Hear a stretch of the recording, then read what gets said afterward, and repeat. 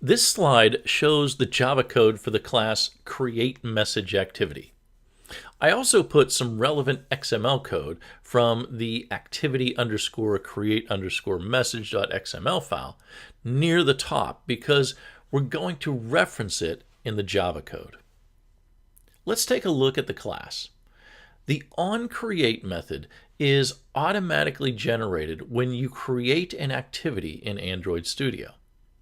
In the second line of this method, you can see that it sets the content view to the layout resource, activity_create_message.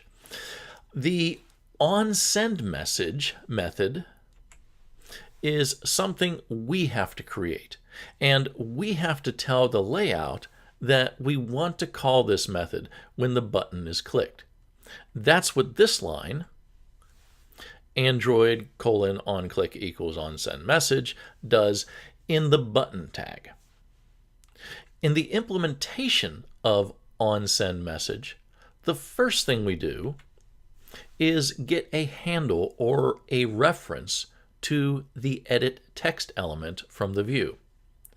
That's the field where you type in the message you want to send. And the ID of that field is message. The way we access that field is by using the findViewById method and passing in the appropriate ID. Once we have a handle to the text field, we store the text that is in that field into a string variable.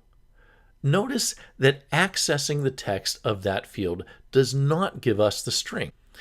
It actually gives us something called an editable object. To get a string from it, we need to invoke the toString method.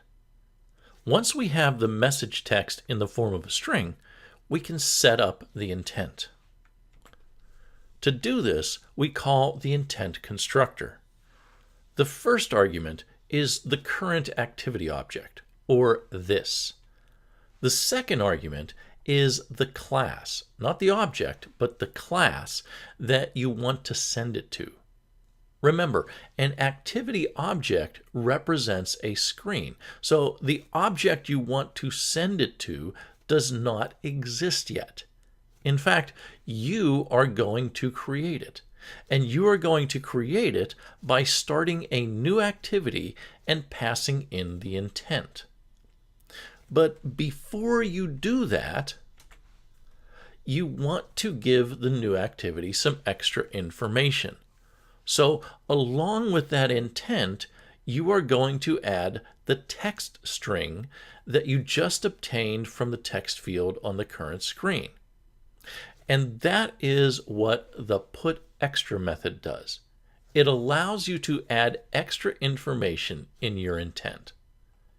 The extra information you add will always have a string identifier. In this case, our identifier is named message. As long as you use the same identifier to access the extra information, you won't have a problem.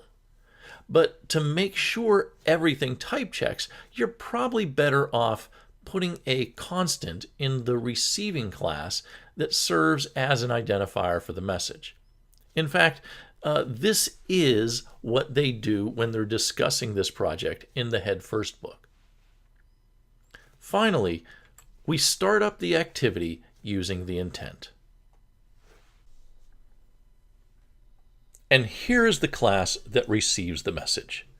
Recall that the layout screen for the activity has a text view element, which is read-only and which we are going to use to display the text that we receive.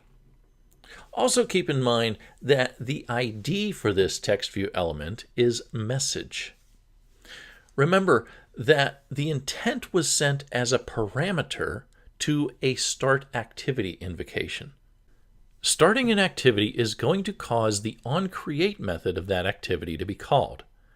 As with most callback methods, the first thing we do in the onCreate method is to call the onCreate method of the superclass. After we do this, the content view is set to the layout resource. After the layout is set, we get a handle to the intent that started this activity. This is the key to the process of receiving the message from the intent. In the previous slide, the intent is passed as a parameter to the start activity method. The getIntent method returns the intent that started this activity. Once we have a handle to that, we can get the message from the intent, which was added as an extra whose ID was message and whose type was a string. Then we get a handle to the text view object on this screen. A text view object only displays text. It does not allow users to edit text. Finally, the message string from the intent is set as the text that the text view object will display.